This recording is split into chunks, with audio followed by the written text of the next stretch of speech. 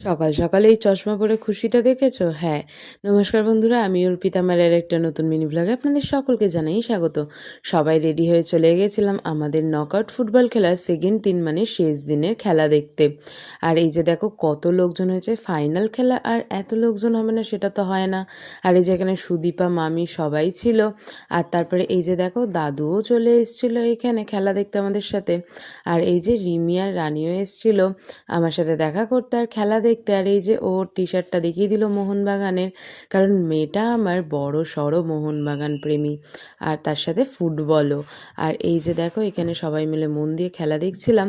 আর এই যে আমাদের ফাইনাল খেলার আগে একটা রিচুয়ালস হয় প্রত্যেক বছর, সেটাই হচ্ছিল। আর এই যে হয়ে গেল ফাইনাল খেলার সূচনা। আর এই যে ফাইনাল খেলায় 3টে গোলে জিতে যায় খান একাদশ।